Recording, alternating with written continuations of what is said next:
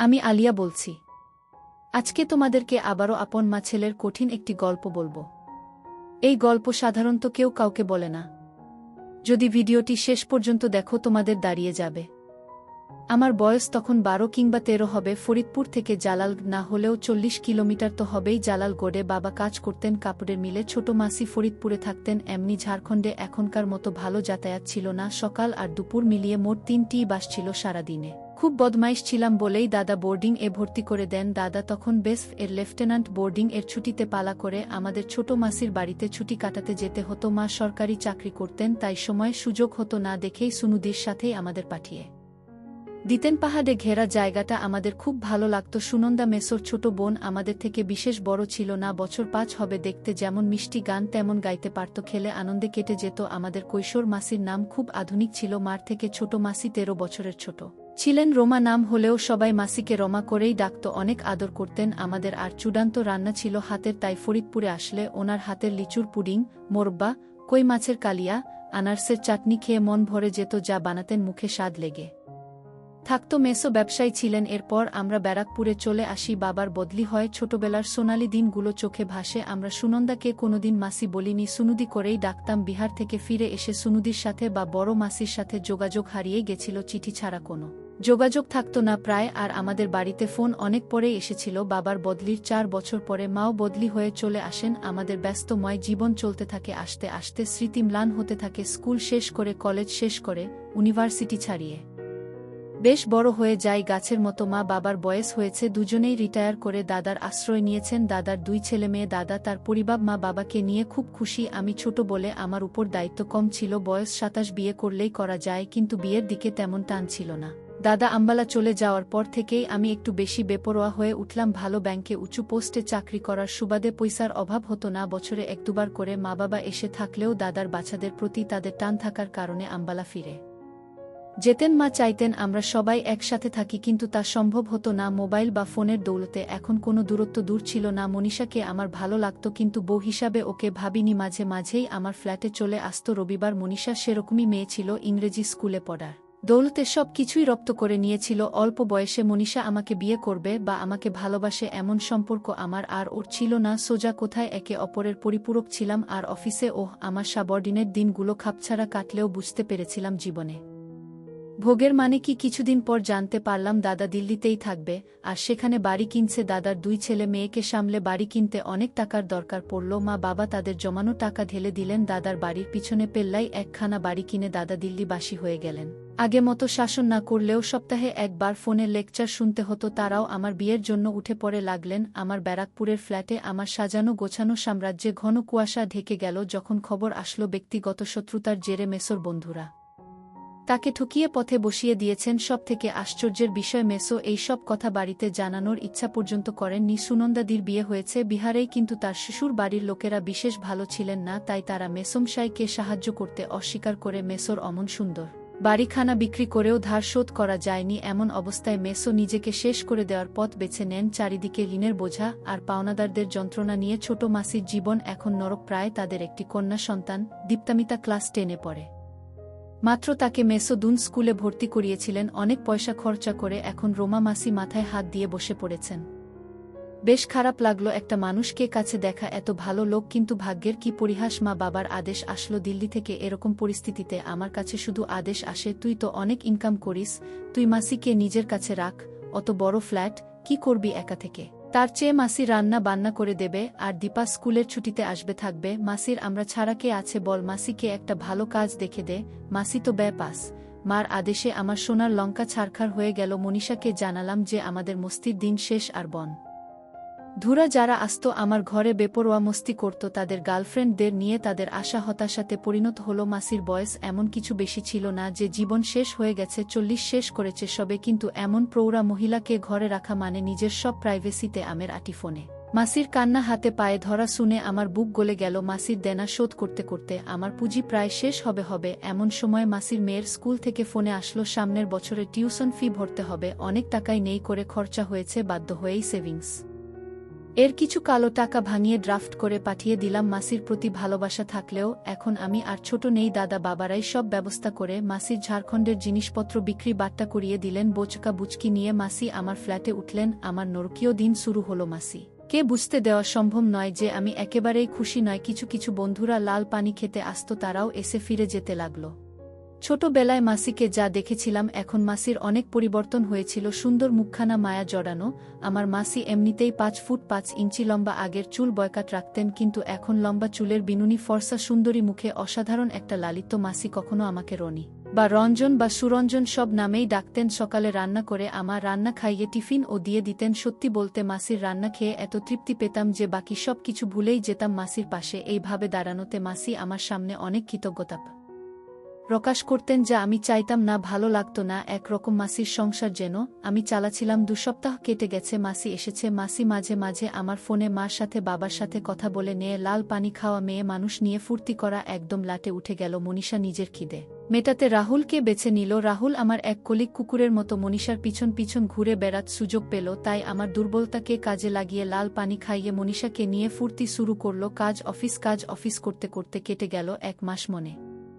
মনে ভাবলাম 9টার পর মাসি তো নিজের ঘরে নিজের মতো থাকে। টিভি দেখে বা বই পড়ে, যদি বন্ধুর বাহানায় নিয়ে আসি কাউকে ক্ষতি কি। আর মাসির ঘর দক্ষিণের বারান্দায়, আমি উত্তরে 2টো ঘর ছেড়ে থাকি। 2টো রান্নাঘর, 2টো বাচ্চাঘর, মাসির ঘর, মাসির বাথরুমের লাগোয়া। এইভাবে আর কতদিন চলবে? লাল পানি খেলেও যদি গন্ধ পায় হয়। মাসি আমার অসুবিধা বুঝতে পারত নয়, মাসি বুঝলেও নিরুপায় ছিল। কাজের জন্য আমাকে পিডাপিডি করতে লাগলো। অনেক ভেবে দেখলাম মাসি কাজে গেলে আমার অন্তত একটু সুবিধে নিশ্চয়ই হবে, কিন্তু এমন এক বিধবাকে কোনো অফিসে পাঠাব, সবাই কেউ নেই ভেবে ঠক্কর মারবে। মহাচিন্তা শেষমেশ আমার ব্যাংকের জেমকে বলে মাসিকে আমার ব্যাংক, এই মাসিকে স্টাফ হিসাবে ঢুকিয়ে দিলাম। শর্ত একটাই, অফিসে কাউকে বলা চলবে না যে আমি তার ভাগ্নে, কারণ আমি ব্যাংক ম্যানেজার। যদি সবাই জানতে পারে রোমা আমার মাসি, তাহলে আমার অনেক অসুবিধা। তাছাড়া মাসি একটা নর্মাল স্টাফ, আমি বস। যাই হোক, মাসি কাজে যোগ দেওয়াতে সত্যি স্বস্তির নিঃশ্বাস পড়ল।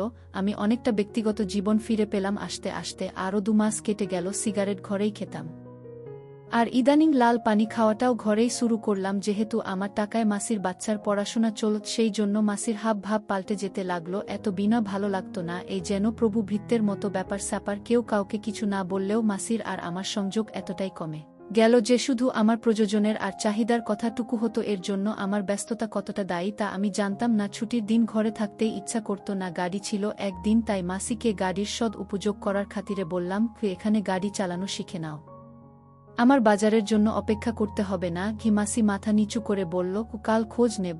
আমি বিরক্ত হয়ে বললাম, আরে খোঁজ নিতে হবে কেন? বিশুদা রয়েছে তো, সব শিখিয়ে পড়িয়ে দেবে। মাসি চুপ করে নিজের ঘরে চলে গেল। বিশুদাই আমার ড্রাইভার। সেদিন শনিবার রাতে ঘরেই বিরক্ত হয়ে পার্টি ডাকলাম। আমার বিশেষ বন্ধু শৈবাল, বরুণ, তার ঋতিকা আর চারু। ঋতিকা জাত জিনিস যার কাছে খেতে পাবে তার সাথেই শুবে। ওকে পছন্দ না হলেও বরুণ আমার ভালো বন্ধু, মানা করতে পারলাম না। চারু 1 মাস আমাদের ব্রাঞ্চ এসেছে, দারুণ সুন্দরী, কিন্তু ঘ্যাম আছে, সহজে শুতে চায় না কারোর সাথে। আমার বসার ঘরে সবাই বসে হাসি ঠাট্টা করছে। চারু আমার ডাকতেই এসেছে, না হলে ও সহজে কোনো পার্টিতে যায় না। ছোট মাসি আগে ভাগেই বুঝে গেছে লাল পানির বোতল এসেছে, কারণ লাল পানির 2টো বোতল নিয়ে আমি ফ্রিজে রেখে এসেছি। মাসি বাড়িতে শাড়ি পরেই থাকেন, আর শাড়ি পরলে মাসিকে আরও সুন্দর দেখায়। মাসিকে দেখে বরুণ চারু চমকে উঠল। ওদের ভুল ভাঙিয়ে দিয়ে সংক্ষেপে সব বলতে হলো মাসিকে। চারু আনন্দ করার জন্য বলল, আন্টি আজ সব ছাড়, আজ পার্টি। মাসি মৃদু হেসে ঘর থেকে বেরিয়ে গেলেন। আমায় আর চোখে ডেকে বললেন, তোমার জন্য একটু পাকোড়া বানিয়ে দিই? আমি বললাম, বাহ, তাহলে তো ভালোই হয়। তোমার চেঁচামেচিতে বিরক্ত লাগলে তুমি তোমার ঘরে চলে যেতে পারো। মাসি বলল, না, আমার অসুবিধা নেই, তোমাদের যা ইচ্ছে কর। রাতে কি রান্না করব কিছু? আমার মনে মনে আনন্দ হলো, এই তোমার কি রাতে কেউ কিছু খাবে? আমার মাসি কিন্তু চরম রান্না করতে পারে। ঋতিকা আর বরুণ বাড়ি চলে যাবে। বরুণ অনেক জোর খাটানোর পর ও খেতে সম্মতি জানালো না। চারু বলল, ননভেজ যা খুশি চলবে। মাসি, আমার আর চারুর জন্য রান্না করো, চিকেন আচারি আর পরোটা আর রায়তা, হ্যান পাকোড়া তাড়াতাড়ি দিয়ে যাও। মাসি সম্মতি জানানোর মতো ঘাড় নেড়ে রান্নাঘরে চলে গেল। আমরা লাল পানি খাওয়া চালু করলাম। বরুণ চারু দুজনেই সিগারেট খায়। মাসি অনুমতি নিয়ে ঢুকলেও আমার হাতে সিগারেট জ্বলছিল। আমার শাহ হয়নি বললেও ভুল হবে। বরুণ আর ঋতিকা যাবার জন্য বায়না শুরু করে দিল। পাকোড়ার প্রশংসা কে কি করেছিল সত্যি বলতে আমার মনে নেই। শেষমেশ বরুণ আর ঋতিকা কাজ করার জন্য বেরিয়ে গেল। বুঝতে আমার অসুবিধা হলো না। এবার আমি আর চারু দারুণ জম্পেশ জিনিস। আমি গল্প গাছা শুরু করলাম। চারু খোলা মেলা কিন্তু লোক বুঝে চলে। আমার হাই পোস্ট তাই আমাকে সমীহ করলেও ওর মনে কি আছে বোঝা শক্ত, তাই সাধারণভাবেই শুরু হলো কথাবার্তা। চারু কথা বলতে বলতে জানানো যে সে ব্যাঙ্গালোরে থেকে কলকাতায় এসেছে শুধু বদলি নিয়েই নয়, তার বাবাও এসেছে বদলি হয়ে, এছাড়া পড়াশোনা ব্যাঙ্গালোরেই করেছে। আমি বিয়ের কথা জিজ্ঞাসা করতেই কুক দিয়ে গেল চারু, আর বিয়ে? এখনো এনজয় কিছু করলাম না জীবনে। গাইস আর হিপক্রাট আমারই লাইনের মনে হলো চারুকে। লাল পানি খেতে খেতে ভালো করে দেখছিলাম, সুন্দরী তো বটেই। আচ্ছা, এই বোতলটাকে শেষ করবে? তুমি তোমার মাসিকে ডাকছ না কেন এখানে? আমি বুঝলাম চারুর লাল পানি খেয়ে ভালি সা হয়েছে, মাসিকে এখানে ডাকলে অপ্রস্তুতেই পড়তে হবে, কিন্তু মনের শয়তানি বুদ্ধি জাগল, যদি মাসিকে এখানে বসাই তাহলে মাসি মা বা বাবাকে আমার জীবন যাত্রা নিয়ে কিছুই বলতে পারবে না। আর কোনোভাবে যদি চারু বা অন্য কাউকে এনে সেবা দিতে পারি তাহলে মাসির মুখ বন্ধ হয়ে যাবে। চারুকে উস্কে দিয়ে বললাম, আমি ডাকলে মাসি লজ্জায় নাও আসতে পারে, তার চেয়ে তুমি জোর করে ধরে নিয়ে এসক। বলে চারু উঠে মাসির ঘরের দিকে গেল। রান্না শেষ করে মাসি নিজের ঘরে বসে আছে টিভি নিয়ে। চারুর হাঁটা লক্ষ্য করলাম, একটু টাল খাচ্ছিল পিছন দেখবার মতো। আমার মনে মনে একটু অপরাধ বোধ জাগছিল। ঘরে পার্টি করা ঠিক হলো না বোধহয়। একটা সিগারেট নিয়ে ধরিয়ে পেকটা শেষ করতেই আমার চোখ চানা বড়া হয়ে গেল। চারু এক প্রকার টেনেই মাসিকে জোর করে নিয়ে এসেছে। ভীষণ বেমানান লাগছিল মাসিকে এই পরিবেশে। চারু হাত ধরে মাসিকে সোফাতে বসিয়ে বলল, আমরা খাচ্ছি, আপনাকেও খেতে হবে, কোনো আপত্তি শুনছি না। মাসি সমানে না বললেও করুণ চোখে আমার দিকে আর চোখে তাকালো। আমি সার ঘুরে বলে ফেললাম, আগে খেয়েছ মাসি? মাসি মাথা নেড়ে বলল, এক দুবার তোমার মেসো খাইয়েছিল। চারু সাথে সাথে তালি মেরে বলল, সাব্বাস। মাসিকে একটা খানা জাহ বড় পাটিয়ালা পেক দিয়ে বলল, চিয়ার্স। চারু কথাবার্তায় কোনো মার্জিত বোধ প্রকাশ করে না। মাসি জড়তা নিয়ে লাল পানি খেতে থাকলেও আস্তে আস্তে পুরো পেকটাই শেষ করে ফেল। আমার বেশ কৌতুক লাগলো, মনের শয়তানটা জেগে উঠল। দেখি না যদি মাসিকে লাল পানি খাইয়ে অপদস্থ করা যায়। আর এতদিন থেকে আমার উপর মাসির কি মনোভাব গুজিয়েছে। আমি চারুকে মাসির অলক্ষ্যে জিজ্ঞাসা করলাম আমার প্ল্যান সম্পর্কে। ওর অভিমত। চারু সানন্দে রাজি হয়ে গেল। চারু রাত আমার বাড়িতেই কাটাবে, কিন্তু সেবা নেবে না। আগে ভাগেই জানিয়ে দিল। আমি দমে গেলাম একটু। চারুর কথা শুনে লাল পানি খেয়ে ফুর্তি না করলে হয়? মাসি বসেছিল তবে সংযত হয়ে, আর একটু সার হালকা আমেজ মাসিকে খোলামেলা করে দিল। ক্ষণিকেই বাচ্চাঘর থেকে ফিরে এসে চারু আর আমি আমাদের প্ল্যান মতো মাসিকে আমাদের মজার খোরাক বানাবো ভাবলাম। চারুকে বাইরে থেকে দেখে বোঝা যাচ্ছিল না চারু এমন দুষ্টু বুদ্ধি মাথায় রাখে, আর চারু যে গভীর জলের মাছ।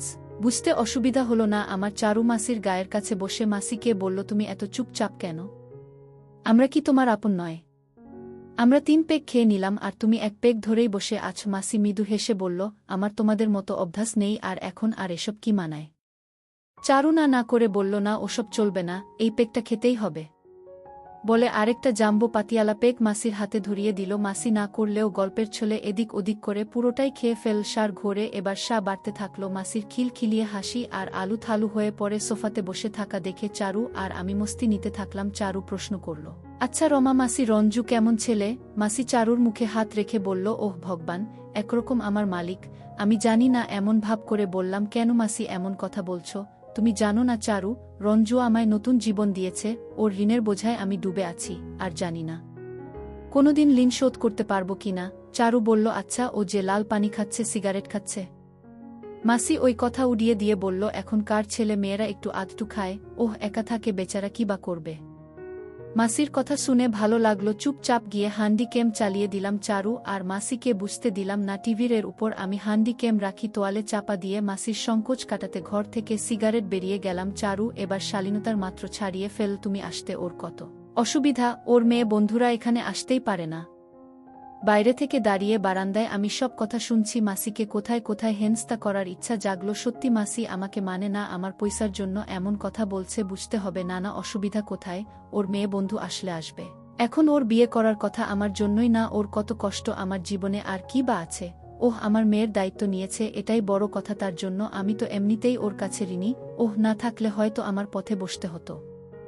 আমি সত্যি সেইভাবে মাসি আমার সহানুভূতির নিচে চাপা পড়ে থাকতে দেখতে চাইনি। মাসি ঘরে আছে, আমিও ঘরে ঢুকলাম। মাসির কথাবার্তা এলোমেলো হয়ে গেছে। সায় টাল হয়ে আবল তাবল বকছে, আর চারু মাসিকে খোরাক বানাচ্ছে। চারু সায় বিভোর। মাসির শাড়িটাও বেশ খানিকটা উপর থেকে সরে গেছে। এই দেখে চমকে উঠলাম। মাসিকে ছোটবেলায় দেখেছিলাম সুশ্রী মায়ামা মুখ, বেশ সুন্দর। মাসির স্কিন মাখনের মতো। এখন এতদিন পর দেখে কারেন্ট লেগে গেল। ঘরে এমন জিনিস থাকতে যদি সেবা দিতে না পারি, লাল পানি খাওয়ানোর সুযোগে কিন চারু ঘরে কিছু করতে দেবে না, আগে ভাগে বলে দিয়েছে। বসার ঘরে ক্যামেরা চলছিল, তাই বন্ধ করে দিয়ে আসলাম মাসিকে। মাসির ঘরে গিয়ে কিছু একটা করতে হবে। চারুকে জিজ্ঞাসা করলাম, চল খাওয়া যাক। চারু রাজি হয়ে গেল। মাসিকে বললাম খাবার বাড়তে। মাসির লাল পানি খাওয়ার অভ্যাস নেই। টলতে টলতে রান্নাঘরে গিয়ে খাবার বেড়ে নিয়ে আসলো। চারু সাহায্য করল। মাসি সায় এতটাই মাতাল হয়ে গেছে, কি বকছে খেয়াল নেই। চারু টাল হয়ে মাঝে মাঝেই আমার উপর ঢলে পড়ছে, আমি জেনে শুনেই লাল পানি কম খেয়েছি। মাসির হাতের রান্না খেয়ে চারু আনন্দে গলে পড়ল। কি সুন্দর রান্না! এই সব চলতে লাগলো। খাবার টেবিলে রান্না খেতে হলো না। মাসিকে 2-4 গ্রাস মুখে দিয়ে হাত ধুয়ে নিল। আমি খাওয়া সেরে মাসিকে জিজ্ঞাসা করলাম, খেলে না যে? মাসি বলল তার শাহ হয়েছে, খাবার ইচ্ছা নেই। চারুকে ইশারায় বাইরে বারান্দায় আসতে বললাম। চারু চালাক শাহ হলেও তালের ছন্দ হারায়নি। মাসিকে খাবার টেবিল পরিষ্কার করতে বললেও মাসি শায় কি করছিল মাসি নিজেই জানে না। আমি চারুকে জিজ্ঞাসা করলাম সোজাসুজি, চারু চল এনজয় করা যাক। চারু আবার বেঁকে বসল, বলল আমরা আগে একে অপরকে চিনি, তারপর এখনই ইন্টারকোর্স নয়। আমি বললাম তাহলে মাসিকে শেপ দেওয়ার সুযোগ করে দাও। চারু একটু অবাক হয়ে বলল, ঠারকি সালা। আমি বললাম আরে লাল পানি খেয়ে একটু আকটু না হলে হয় না। চারু বলল তোমার মাসিকে যা লাল পানি খাইয়েছি আর 30 মিনিটে এমনি বেঘরে ঘুমিয়ে পড়বে। তারপর আমার এই ব্যাপারটা মনপুত্ত হলো না। আমি বললাম ঘুমিয়ে কাজ করার মজা থাকবে না, তার চেয়ে মাসিকে জাগিয়ে রেখে করার উপায় নেই। চারু খানিকটা চিন্তা করে বলল, একটু ভাবতে দাও। আচ্ছা তোমার মাসির দুর্বলতা কি? আমি বললাম দীপা মাসির মেয়ে, সে তো দুন স্কুলে পড়ে। আচ্ছা যদি মাসির লাল পানি খাওয়ার গল্প তোমার বাড়ির লোক জানে তাহলে কিছু তোমার সুবিধা হবে কি? আমি চমকে উঠলাম। আমি একটু আগেই ক্যামেরা বন্ধ করে রেখে এসেছি। বাধ্য হয়েই চারুকে বললাম আমি এমনি খেয়ালে ক্যামেরা করেছি মাসির লাল পানি খাওয়া। চারু আমার কাঁধে ঘুষি মেরে বলল, সাবাস, তুমি শুধু গান্ডু নয়, 1 নাম্বারের জিনিস। চারুর মুখ থেকে এমন কথা শুনে আনন্দ হলো। লাল পানি একদম লাইনের। এই সময় ঝনঝন করে মাসির হাত থেকে দামি ডিনার সেট পড়ে ভেঙে গেল। ওটা মার দেওয়া, মা ভালোবেসে দিয়েছিল। ভীষণ রাগ হলো। মাসি ঘাবড়ে গিয়ে তার পরিষ্কার করতে গিয়ে হাত কেটে ফেল। কাছে ছুটে ভিতরে গিয়ে দেখি মাসি পরিষ্কার করে দিয়েছে। জায়গাটা হাতে একটুখানি কেটেছে, বিশেষ কিছু না। চরম রাগ হলো। খানিকটা দাবাড়ি দিয়ে বললাম, মার এত সুন্দর জিনিসটা নষ্ট করলে। মাসি নাবালকের মতো বলে বসল, কি করব, পড়ে গেল যে। আমি খিচিয়ে উঠলাম, পড়ে গেল এমনি? তুমি পানি খেয়ে নিজেকে ঠিক রাখতে পারো না? মাসি জবাব দেয় না, মাথা নিচু করে থাকে। চারু আমাকে চোখের ইশারায় খেলা শুরু করতে বলল। আমি রাগ করতে পারি না, তবুও বেশ হাঁকিয়ে বললাম, তুমি পানি খেয়েছ আমাদের সাথে বসে, তুমি যেন কেউ জানলে কি হবে। হাত ধরে আলতো টেনে ঘরে নিয়ে এসে সোজা ঠেফ চালিয়ে দিলাম। ক্যামেরার জ্যাক লাগানোই থাকে চালাতে। মাসির পানি খাওয়ার সিন ঠেফতে ভেসে উঠল। প্রচণ্ড সাথে থাকায় বুঝতে পারল না কিভাবে রিয়াক্ট করবে। চারু আমার সাথে তাল মেলালো। তোমাকে কি কচি বছর মতো কথায় কথায় শাস্তি দিতে হবে? আমি আজই মাকে বলছি তোমার কীর্তির কথা। একদিন তোমাকে পরীক্ষা করলাম আর তুমি খেয়ে নিলে। আমি বললে তুমি সব কিছু করবে। মাসির চোখে জল চলে আসলো। পাঠাব এই ভিডিও মার কাছে, কি বলবে তারা? মাসি নির্যাতিতার মতো শাড়ির আঁচল কোমরের খুঁটে গুজে আমার পা জড়িয়ে ধরে বলল, রঞ্জু ভুল হয়ে গেছে। আমি বললাম ভুল আর কত করবে মাসি? তার চেয়ে আমি দীপাকে টাকা পাঠানো বন্ধ করে দিই। তোমায় ধার শোধ করে আমার কাছে এনে রাখলাম, তোমায় চাকরি করে দিলাম। মাসি আবার উঠে হাত জোর করে বলল, দোহাই বাবা, তুমি যা বলবে আমি করব। চাকর হয়ে থাকব, তুমি আমার মেয়েকে পড়াও। আমি নরম হয়ে বললাম, শুনতে পারি, কিন্তু আমি যা বলব শুনতে হবে। আর যেভাবে বলব চলতে হবে। একটু আগেই না তুমি বললে আমি নাকি তোমার কাছে ভগবান? মাথা নেড়ে বাচ্চার মতো বলে উঠল, হ্যান শুনব শুনব, যা বলবে। পা টিপে দেব, মালিশ করে দেব, যা বলবে শুনব। সায় মাসির খেয়ালি নেই মাসি কি বলছে। আমি বললাম ঠিক আছে, ডিনার সেট ভাঙ্গার জন্য ঘরের কোণে নীল ডাউন হয়ে দাঁড়াও, পানি খাওয়ার শাস্তি পড়ে হবে। মাসি তাড়াতাড়ি করে ঘরের কোণে নীল ডাউন হয়ে বসে পড়ল, কিন্তু শাড়ি পরে নীল ডাউন হওয়া যায় না। তাই বারবার মাসি তাল সামলাতে না পেরে দেয়ালে ঠেস খাচ্ছিল। মাসিকে আরেকটু হেনস্থা করার জন্য বললাম, শাড়ি পরে নীল ডাউন হয় না। চারু এতক্ষণ রসিয়ে মজা নিচ্ছিল। এবার চারু হঠাৎ করে মাসি কাছে গিয়ে চাপড় মেরে বলল, তা কি নীল ডাউন? আমি অবাক হয়ে গেলাম। আরও অবাক হলাম যখন চারু মাসির চুলের খোপা ধরে টেনে বলল, এতক্ষণ কিছু বলছি না বলে? নীল ডাউন যেভাবে বাচ্চারা হয় সেইভাবে। নামা শাড়ি। আমার নাগরকেই পেয়েছিস লুটে খাবার জন্য? আমি অপলক চারুর দিকে তাকিয়ে ভাবলাম একই স্বপ্ন দেখছি। কাঁপতে কাঁপতে শাড়ি নামিয়ে ফেল। মাসি আমার দিকে তাকিয়ে মলিন সুরে বলল, এবার ঠিক আছে রঞ্জু। আমি কাছে এসে একটু সাহস নিয়েই বললাম, চারু যা বলবে তাতেই আমি রাজি। চারু আমাকে সরিয়ে দিয়ে বলল, কি হয়েছে? কিছু হয়নি। চারু সাহসের মাত্র ছাড়িয়ে বলল, লাখ লাখ টাকা দিয়েছে আমার বর, তুই কি আমার বরের মাথায় বসে খাবি হারামজাদি? মাসি পানি খেয়ে ভুল করেছে, সেটা ভালোই বুঝতে পেরেছে। আমার দিকে তাকিয়ে বলল, এক সেট হতে হবে? ওহ, তো আমার ছেলের মতো ছেলে সামনে আমাকে এমন অপমান করবে? চারুর আগে দিকবিদিক জ্ঞান শূন্য হয়ে যাওয়ার ভান করে বলল, আমার কথা গায়ে লাগছে না।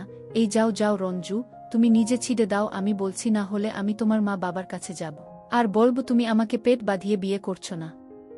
আমিও অভিনয় করার মতো মাসির কাছে গিয়ে বললাম, মাসি ওহ যা বলছে তাই কর, না হলে আমাদের সবার বিপদ। চারুর এমন দুঃসাহসিক কাজ আমায় শুধু অবাক করল না, অদ্ভুত পরিস্থিতিতে এনে দাঁড় করল। যা করছি তার পরিণাম কি হতে পারে আমার জানা নেই। যদি মাসি বিদ্রোহ করে বসে আর লোক জানা জানি হয় তাহলে আমার মরা ছাড়া কোনো উপায় থাকবে না। পানি খেয়ে কি থেকে কি হয়ে যাবে আমার ভাবনা চিন্তায় ছেদ পড়ল। চারু আরও আগ্রাসী মন ভাব নিয়ে মাসির উপর ঝাঁপিয়ে পড়ল। এখন রঞ্জু যা চাইবে তাই করবে। ঘুরে দাঁড়া আমাদের দিকে। মাসি মনে মনে কি ভাবছিল জানি না, মুখ নিচু করে দাঁড়িয়ে রইল। এই অবস্থাটাই আমাদের কাছে আদর্শ অবস্থা।